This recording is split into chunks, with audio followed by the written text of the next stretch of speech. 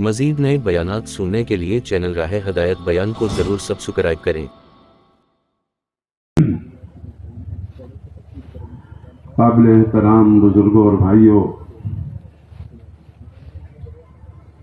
اللہ جل شانہ مانا والہ نے اس دنیا کو دارالاسباب بنایا ہے۔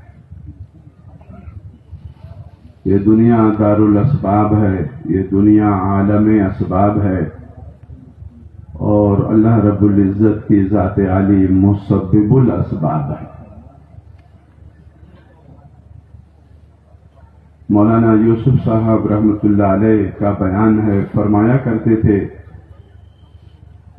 کہ اللہ رب العزت اپنی قدرت کو اسباب کے راستے سے ظاہر فرماتے ہیں۔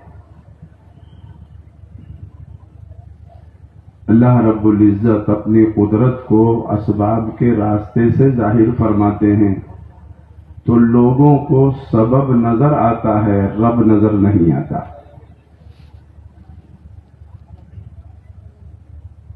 تو سب کا یقین دل میں پیدا ہوتا ہے اور رب سے لوگ غافل ہو جاتے ہیں۔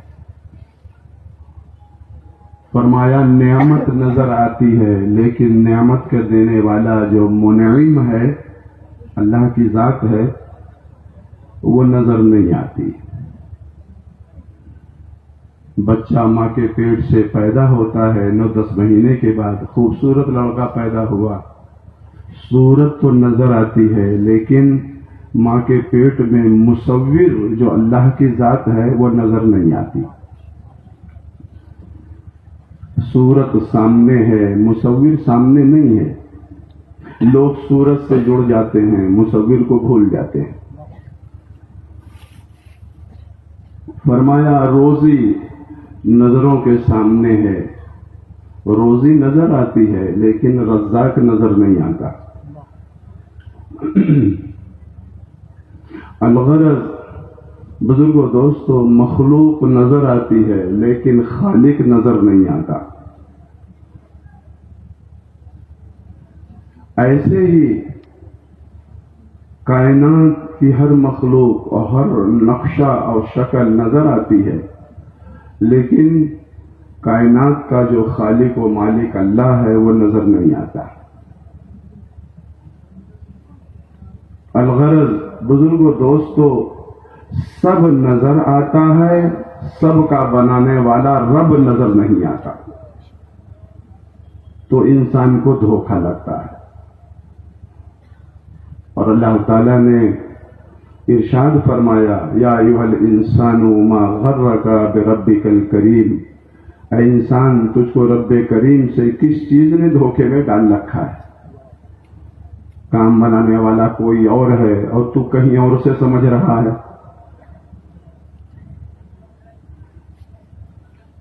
بنگلے والی مسجد میں ایک بڑے عالم تھے، وہ فرمایا کرتے تھے دیکھو ہاتھی کے 2 دانت بڑے بڑے دکھانے کے ہوتے ہیں، اس سے کھاتا نہیں، اور جن دانتوں سے کھاتا ہے اس کو دکھاتا نہیں۔ ہاتھی کے 2 بڑے بڑے دانت دکھانے کے ہوتے ہیں، اس سے کھایا نہیں کرتا، اور جن دانتوں سے کھاتا ہے اس کو دکھاتا نہیں۔ فرماتے تھے ایسے زمین و آسمان اور زمین و آسمان کے درمیان جتنی مخلوقات ہیں، ان کو دکھایا ہے اللہ نے، ان سے کام نہیں بنتا، کام بنانے والا اللہ ہے، وہ نظر نہیں آتا۔ یہ دنیا عالم اسباب ہے۔ فرمایا کرتے تھے کہ اپنی قدرت کو اسباب کے راستے سے ظاہر فرماتے ہیں، لوگوں کو دھوکہ لگتا ہے، اس لیے دنیا کو متاع الغرور بتایا گیا ہے، یہ دھوکے کی جگہ ہے۔ دیکھو دھوکہ مت کھانا، دنیا دھوکے کی جگہ ہے۔ بارش اللہ کے خزانے سے آتی ہے لیکن نظر آتا ہے کہ بادل نے برسایا۔ روشنی چاند سورج میں اللہ کے خزانے سے آتی ہے لیکن روشنی چاند سورج سے نظر آتی ہے۔ چاند سورج مخلوق ہیں، ان کا خالق اللہ ہے۔ غلہ زمین سے نظر آتا ہے لیکن یہ اصل میں غلہ اللہ کے خزانے سے آتا ہے، زمین کے راستے سے آتا ہے. تو زمین سے غلہ نظر آتا ہے، لیکن غلہ پیدا کرنے والا اللہ نظر نہیں آتا. تو لوگوں کو دھوکہ لگتا ہے. شفا اللہ کے خزانے میں ہے. اللہ کی ذات شافی ہے، وہی شفا دیتی ہے. لیکن دوا نظر آتی ہے اور دوا کے راستے سے شفا دینے والا اللہ نظر نہیں آتا. تو دوا کا یقین پیدا ہو جاتا ہے، اللہ کا یقین بگڑ جاتا ہے. یہ دنیا عالم اسباب ہے. اولاد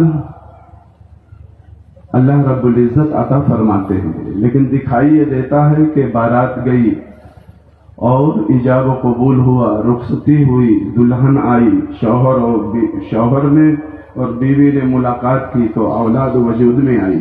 یہ نظروں میں ہے. لیکن اللہ رب العزت ارشاد فرماتے ہیں اَأَنْتُمْ تَخْلُقُونَهُ أَمْ نَحْنُ الْخَالِقُونَ. اچھا بتاؤ پیدا تم کرتے ہو یا ہم کرتے ہیں؟ خالق اللہ کی ذات ہے. دوسری جگہ اللہ نے ارشاد فرمایا وَلِلَّهِ مُلْكُ السَّمَاوَاتِ وَالْأَرْضِ. زمین و آسمان میں جو کچھ ہے سب کا مالک اللہ ہے. يَخْلُقُ مَا يَشَاءُ. جیسے چاہتا ہے ویسے پیدا فرماتا ہے. يَهَبُ لِمَن يَشَاءُ إِنَاثًا وَيَهَبُ لِمَن يَشَاءُ الذُّكُورَ. جس کو چاہتا ہے لڑکی دیتا ہے اور جس کو چاہتا ہے لڑکا دیتا ہے.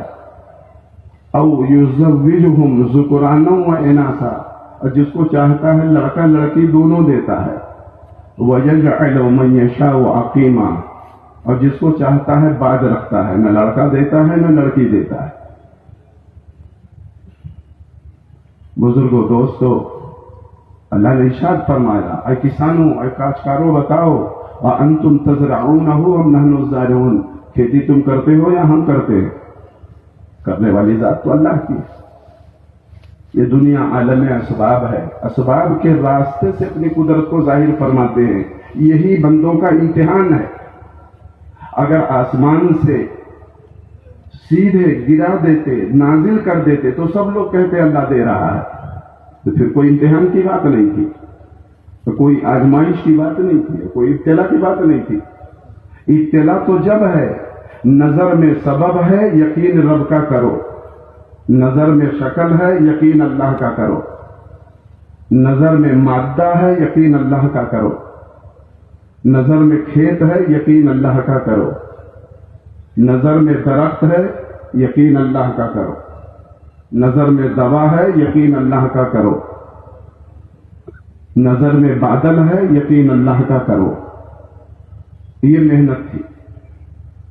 بزرگوں اور بھائیوں، اللہ تعالیٰ نے آدم اور حوا علیہ السلام سے دنیا کو آباد فرمایا، اور آباد فرمانے کے بعد اللہ تعالیٰ نے انبیاء علیہ السلام کا سلسلہ جاری و ساری فرمایا، لوگوں کی رہبری کے لیے اور لوگوں کی رہنمائی کے لیے اور لوگوں کی ہدایت کے لیے.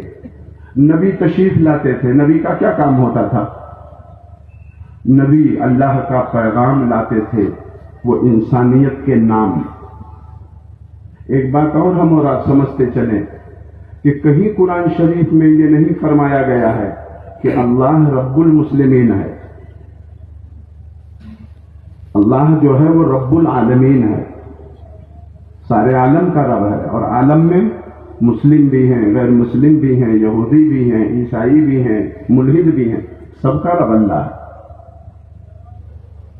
قرآن شریف میں فرمایا گیا وَمَا أَرْسَلْنَاكَ إِلَّا رَحْمَةً لِلْعَالَمِينَ. ہم نے پیارے نبی صلی اللہ علیہ وسلم کو رحمت بنا کر بھیجا ہے، عالم کے لیے رحمت. کہیں یہ نہیں ارشاد فرمایا کہ ہم نے اللہ کے نبی صلی اللہ علیہ وسلم کو رحمت للمسلمین بنایا ہے کہ صرف مسلمانوں کے لیے رحمت ہے. نہیں، وہ تو سب کے لیے رحمت ہے. عالم میں سب لوگ شامل ہیں، مسلم ہیں، غیر مسلم ہیں، یہودی ہیں، عیسائی ہیں، انسان ہیں، جنات ہیں، ملائکہ ہیں، چرند ہیں، پرند ہیں، درند ہیں، حیوانات ہیں، نباتات ہیں، جمادات ہیں، دو پائے ہیں، چوپائے ہیں، سب کے لیے رحمت بنایا. صرف ہمارے نبی نہیں ہو. اور قرآن شریف اس کے بارے میں اللہ نے ارشاد فرمایا ھدی للناس، یہ ہدایت کی کتاب ہے، ھدی للمسلمین نہیں فرمایا، ھدی للناس فرمایا، لوگوں کے لیے ہدایت کی کتاب ہے، اور لوگوں میں سب لوگ شامل ہیں، سب شامل ہیں۔ تو بزرگوں دوستو، اللہ تعالیٰ نے انبیاء علیہ السلام کو مبعوث فرمایا، نبی آتے دعوت آتی دین آتا، نبی گئے دعوت گئی محنت بند ہو گئی تو دین بھی چلا گیا، ایک کے بعد دیگر سلسلہ چلتا رہا، کب تک؟ عیسیٰ علیہ السلام تک۔ عیسیٰ علیہ السلام کے بعد بزرگوں دوستو حضرت نبی پاک صلی اللہ علیہ وسلم تک درمیان میں جو وقفہ گزرا ہے وہ 650 برس کا گزرا۔ عیسیٰ علیہ السلام کے بعد جو وقفہ گزرا، طویل عرصہ گزرا، وہ 650 برس کا گزرا، نبی نہیں آئے۔ جب نبی نہیں آئے محنت بند ہو گئی، یہ دنیا محنت کی جگہ ہے، ہم سب کو معلوم ہے۔ جب محنت بند ہو گئی تو مکے کا دور جاہلیت کہتے ہیں اور زمانے جاہلیت کہتے ہیں، محنت بند ہو گئی تو لوگ بیت اللہ شریف کا ننگے طواف کرنے لگے، محنت بند ہو گئی، اور محنت بند ہو گئی تو لوگ زنا کر کے اور کتبے پہ لکھ کے بیت اللہ میں لٹکانے لگے، ہم نے فلاں کے ساتھ زنا کیا، ایسے ایسے کیا، اور بیت اللہ میں جا کے لٹکا دیا، محنت بند ہو گئی۔ جب محنت بند ہو گئی تو بزرگوں دوستو لڑکیوں کو زندہ درگور کرنے لگے۔ اب بھی حجاج کرام کو دکھاتے ہیں، یہ جگہ ہے جہاں لڑکیوں کو زندہ دفن کرتے۔ محنت بند ہو گئی تو شراب عام ہو گئی،